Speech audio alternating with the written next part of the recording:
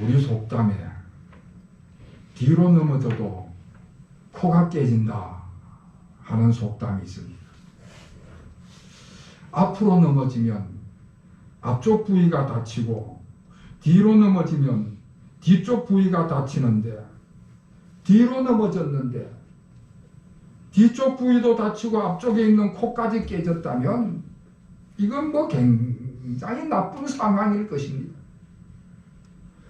일반적인 상황에서는 일어나지 않을 일인데 말도 안 되는 일이 벌어진 것이지요. 오늘 본문 말씀에 나오는 요셉의 삶에 이런 일이 여러 번 일어났습니다. 요셉은 부잣집의 막내 아들로 자라났습니다. 물론 그 밑에 동생이 있었지만은 아버지로부터 가장 사랑을 많이 받는 그런 아들이 요셉이었습니다. 얼마나 아버지가 총애를 했는지 그 형들이 시기를 했습니다. 질투를 하고 미워했습니다. 그래서 그 형들이 동생을 미워하는 그 범위가, 그 도가 넘어갔습니다. 아무리 동생이 밉다고 하더라도 피를 나눈 형제니까 그래도 그 범위가 있고 한계가 있을 텐데 그 형들이 얼마나 악랄한지 그 형제의 범위를 넘어서 버리고 말았습니다.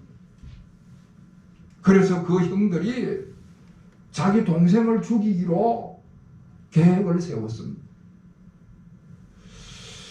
다행히 그 계획이 빗나가는 바람에 요셉이 형들에 의해서 노예로 팔려버렸습니다. 자기 동생을 저 먼 다른 나라로 팔아버린 것입니다. 그래서 요셉이 애굽으로 팔려가서 종살이를 하게 되는 것이지요. 그나마 참으로 다행스러운 것은 좋은 주인을 만났어요. 종살이를 하는데 그 주인이 요셉을 신임했습니다. 그래서 주인이 요셉을 가정 총무로 삼아서 그 집안 살림살이를 다 맡기는 것입니다. 여러분, 요셉이 얼마나 성실했으면은 종에게 그 집안 살림살이를 다 맡겼겠습니까? 그 정도로 요셉은 성실하게 모든 일에 최선을 다하는 삶을 살았습니다.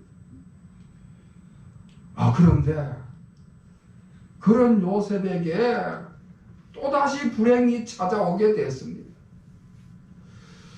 그 주인집에 그 주인의 아내가 모든 일에 모범이 되는 아주 잘생긴 젊은 청년을 보니까 음탕한 마음이 동해가지고 그 요셉을 유혹을 했던 것입니다. 그런 불의한 일에는 마음이 깨끗한 요셉이었기 때문에 그 유혹을 잘 뿌리쳤는데 오히려 그것이 하근이 돼가지고 모함에 힘을 들려가지고 감옥에 가게 되는 것입니다. 기가 막힌 일이 벌어지는 것이지요. 그 여주인이 못돼 처먹어가지고 그 여주인의 모함을 받아서 감옥살이를 하게 된 것입니다. 종살이 하는 것도 얼마나 힘들고 서러운 일인데 거기다가 더해가지고 감옥살이까지 하게 된 것입니다. 결국 인생에서 더 이상 떨어질 수 없는 가장 밑바닥에까지 떨어지게 된 것입니다. 인생이 꼬여도 이렇게 꼬일 수가 없는 것이죠. 종이 된다는 것도 정말 인생이 꼬이는 것인데 종으로 가서 거기서 또 감옥까지 가니까 이건 뭐 이렇게 인생이 꼬일 수가 없는 것입니다. 앞으로 넘어지든 뒤로 넘어지든 한 분만 다쳐도 속이 상하고 괴로울 텐데 이건 뭐 뒤통수도 깨지고 코도 깨지는 기가 막힌 지경이 되고 말았습니다. 완전히 그 인생이 곤두박질을 쳐서 인생 저 밑바닥까지 떨어지게 된 것입니다. 여러분, 요셉이 자기가 잘못해서 그렇게 된 게 아닙니다. 자기가 무슨 실수를 했다거나 죄를 지어서 그렇게 된 게 아닙니다. 자기가 죄를 져서 벌을 받는다든지 그 죄값을 치른다든지 그런 게 아닌 것입니다. 아무 죄도 없고 아무런 이유도 없고 아무런 잘못도 한 적이 없는데 형들의 미움을 받아서 종살이를 하게 되고 모함을 받아서 감옥까지 갇히게 되고 그렇게 그 인생이 저 밑바닥까지 떨어지게 된 것입니다. 자, 그런데 오늘 성경에서는 이렇게 저 인생 밑바닥에 떨어진 요셉에게 하나님이 함께 하셨다 말씀을 하고 있습니다. 그것도 오늘 본문 39장을 보면은 39장에서 네 번이나 계속해서 말씀을 하시는데 2절에 보면은 여호와께서 요셉과 함께 하심으로 3절에서도 21절에서도 23절에서도 계속해서 하나님이 함께 하셨다 말씀을 하고 있습니다. 사실 요셉 자신은요, 하나님께서 함께 하실 것이라는 약속을 직접 받은 일은 없습니다. 성경에는 그런 이야기가 안 나와요. 그 할아버지 아브라함한테는 하나님께서 아브라함아, 내가 너로 큰 민족을 이루고 내게 복을 주어 너는 복이 될지라 하나님께서 함께 하셨다고 약속을 했습니다. 그 아버지 야곱에게도 하나님께서 함께 하시겠다고 약속을 하셨습니다. 내가 너와 함께 있어 내가 어디로 가든지 너를 떠나지 아니하리라. 그런데 요셉에게는 하나님께서 함께 하시겠다고 약속한 적이 없습니다. 그런데 요셉의 삶을 보면요, 금방 말씀을 드렸듯이 계속해서 하나님이 함께 하시는 모습을 보게 되는 것입니다. 어떻게 해서 하나님께서는 요셉과 함께 하시겠다고 약속을 한 적이 없는데 요셉의 삶 속에는 늘 하나님이 개입을 하시고 하나님이 함께 하시는 모습이 등장하게 되는 걸까? 여러분, 그것은요 믿음의 대가 잘 이어졌기 때문에 그렇습니다. 하나님께서 요셉의 할아버지 아브라함에게는 함께 하시겠다는 약속을 했습니다. 왜냐하면 아브라함은 하나님께 처음으로 택함 받은 사람이기 때문에 오늘날로 이야기하면 아브라함은요 초신자입니다. 하나님께서 함께 하시겠다는 약속을 해야만 그 약속을 믿을 수가 있는 것이지요. 그 아버지 야곱도 할아버지 아브라함을 통해서 믿음의 대가 이어지기는 했지만은 아직은 여러 가지로 믿음의 시행착오가 많이 있었습니다. 어린 시절의 야곱을 보면요, 이 야곱이 믿음이 뭔지를 몰라가지고 하나님의 복을 자기 방법으로 얻을 줄만 알았어요. 그래갖고 형도 속이고 아버지도 속이고 그러는 바람에 집안에서 쫓겨나서 도망을 가야만 할 정도였습니다. 그럴 때 하나님께서 야곱에게 나타나셔서 내가 너와 함께 하겠다 약속을 하셨습니다. 그런데 요셉은요, 이런 모든 것을 다 지켜봤기 때문에 하나님을 어떻게 믿어야 하는지, 하나님께서 어떻게 인생에 개입하시고 역사를 하시고 함께 하시는 것을 똑똑히 다 봤던 것입니다. 믿음의 대가 요셉에게 잘 잘 이어지게 된 것이지요. 여러분, 그래서 믿음의 대가 중요한 것입니다. 그래서 요셉은 스스로 자신은 늘 하나님 앞에 서 있다고 생각을 한 것입니다. 그래서 요셉은 넘어져 가지고 앞뒤가 다 깨지는 그런 일을 겪었지만은 그것 때문에 불평을 하거나 원망을 하질 않았습니다. 인생의 저 밑바닥에 떨어졌을 때도 자신의 부름과 그 불행을 한탄하지를 않았습니다.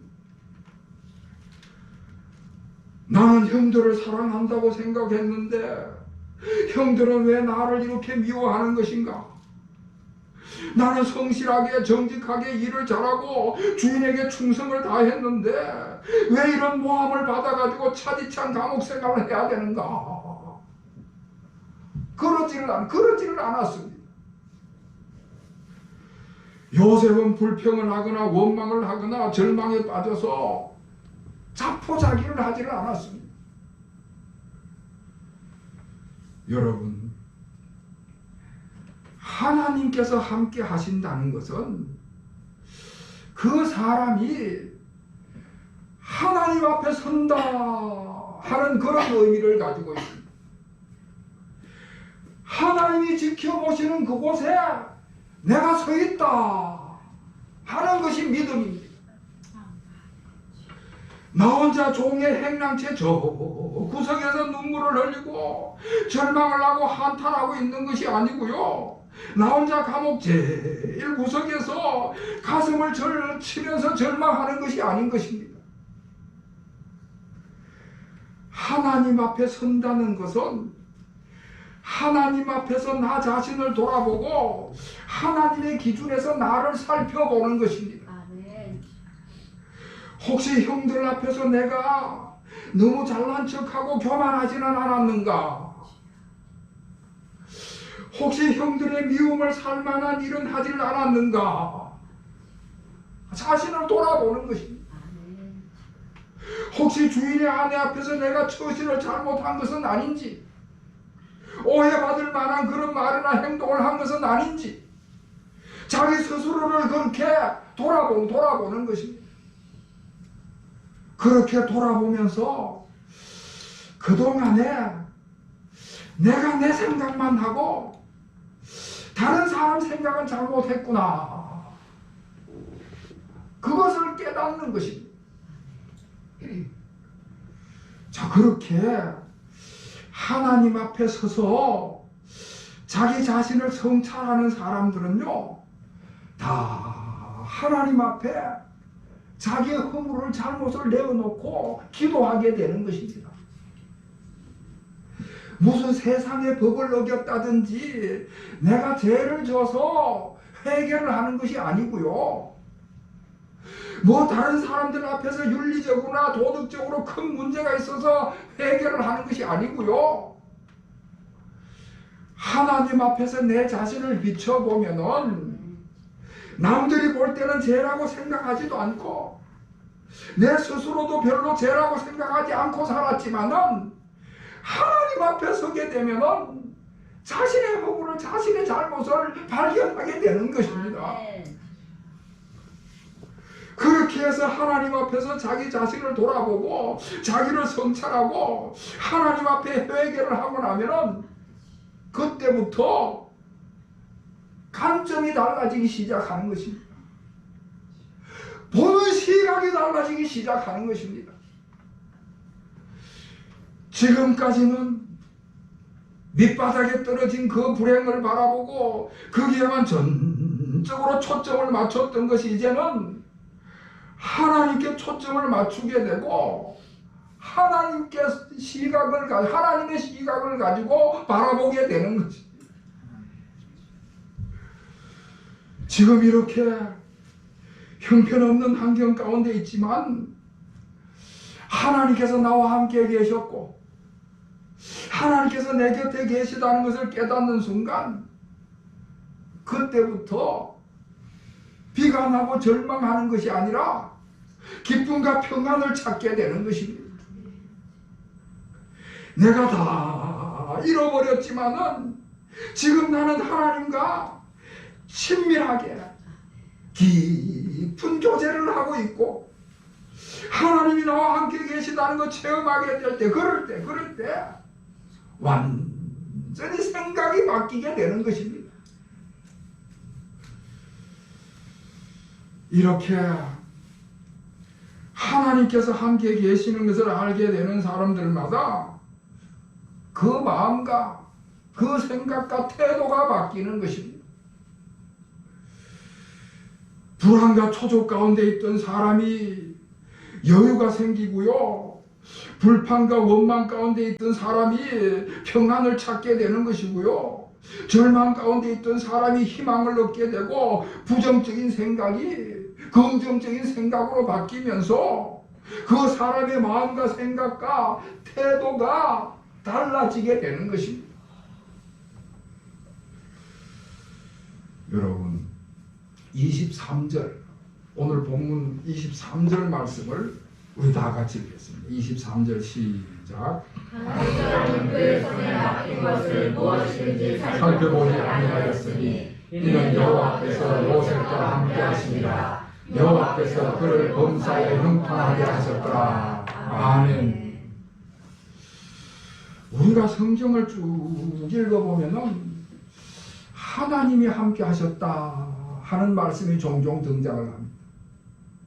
그리고 그 하나님께서 함께 계심으로 인해서 범사에 형통했다 하는 말씀도 종종 나옵니다.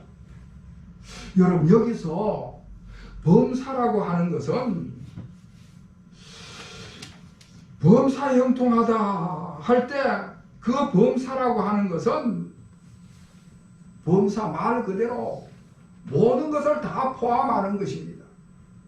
그러니까 힘든 일도 범사고 편안한 일도 범사고 어려운 일도 범사고 쉬운 일도 범사고 모든 일이 다 범사 안에 포함이 되는 것입니다. 범사라고 하는 것은 평범한 일만 이야기하는 것도 아니고 특별한 일만 이야기하는 것도 아니고요. 온갖 일도 굉장히 어려운 일도 최악의 환경도 다 그 범사에 포함이 되는 것입니다. 지금 요셉 같은 경우에는 제일 밑바닥에 떨어져 있는 그런 상황입니다. 제일 밑바닥에 떨어져서 더 이상 갈 데도 없는 상황인 것입니다. 가장 최악의 상황 가운데 놓여 있는데 그런 상황인데 하나님께서 그 요셉에게 범사에 형통케 하셨다 말씀을 하고 있습니다. 여러분 무슨 말씀이겠습니까? 요셉의 마음과 태도가 완전히 달라졌다는 그런 말씀이 되는 것입니다. 하나님께서 함께 계시기 때문에 불평 불만이 가득한 것이 아니라 평안과 기쁨이 가득한 것이고요. 하나님이 함께 계시기 때문에 불안해하거나 초조해하는 것이 아니라 여유 있게 자기에게 주어진 일을 감당해 나가는 것입니다. 하나님께 하듯이 최선을 다하는 삶을 사는 것입니다. 그래서 그 많은 종들 가운데에 주인이 보니까 그 종들 가운데 요셉은 다른 거예요. 요셉은 달리 보이는 것입니다. 다른 종들은 주인이 볼 때는 일을 하는 척 하다가도 주인이 안 보면은 일을 안 하는데 요셉은 주인이 보든 안 보든 최선을 다해서 일을 하는 거예요. 다른 종은 주인에게 늘 거짓말을 하는데 요셉은 정직하고 완전히 그 사람이 다른 사람인 것입니다. 여러분 오늘 39장 3절 말씀을 3절 그 끝에 보면은 범사에 형통하게 하심을 보았더라 하는 말씀이 나오는데 이 범사에 형통함을 보았더라 하는 이 말씀을 요셉이 하는 이야기가 아닙니다. 요셉이 하는 이야기가 아니고 요셉의 주인이 그 요셉을 보니까 야 저 사람은 하나님이 함께 하시는 사람이구나. 저 사람은 범사가 형통하구나. 그 주인이 하는 이야기인 것입니다. 사람이 완전히 달라 보였다는 이야기를 하는 것입니다.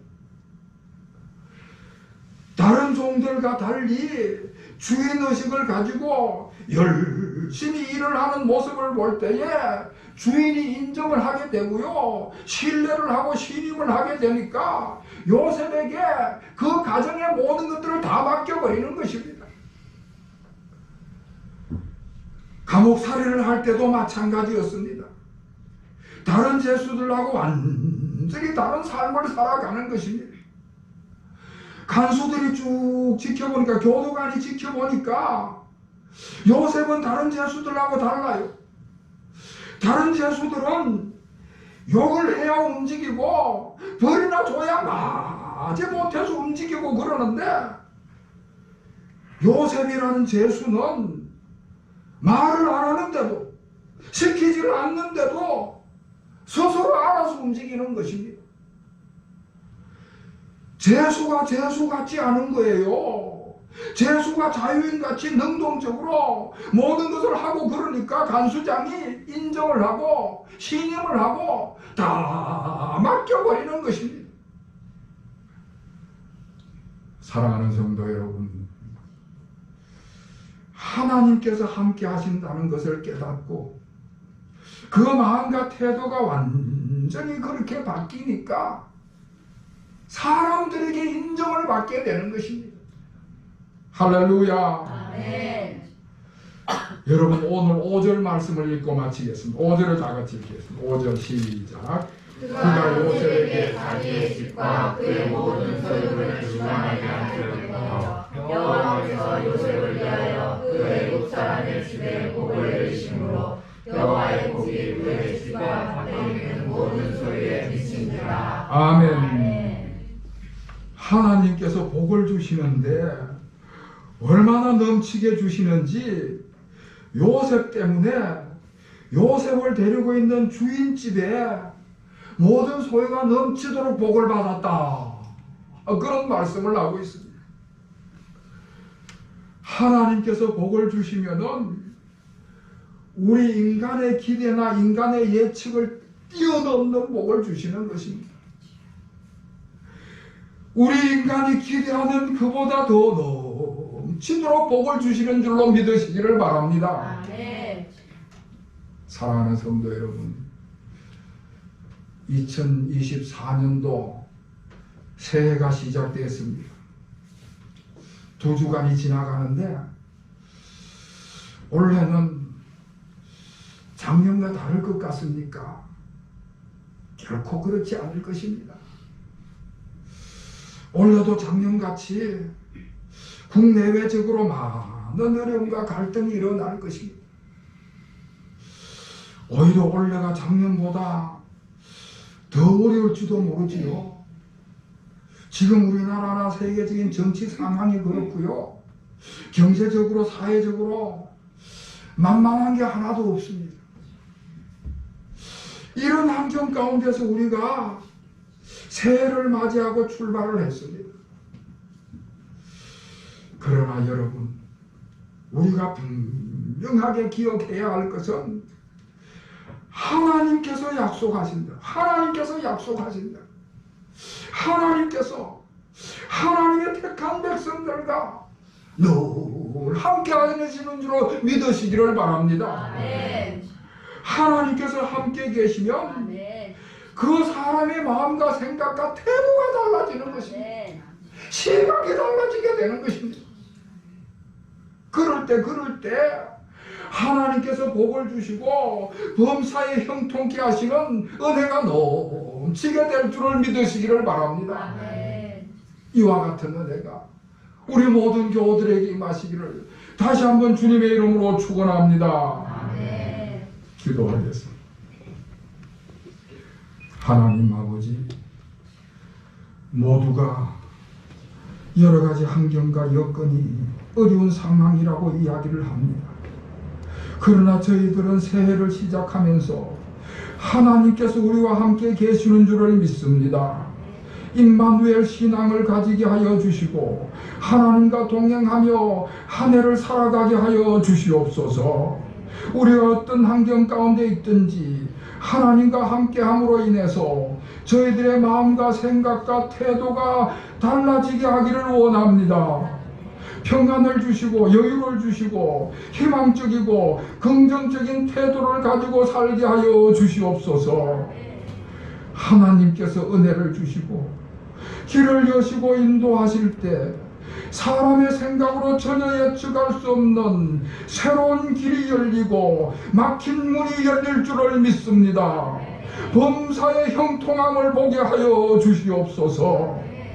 예수 그리스도의 이름으로 간절히 기도하옵나이다. 아멘.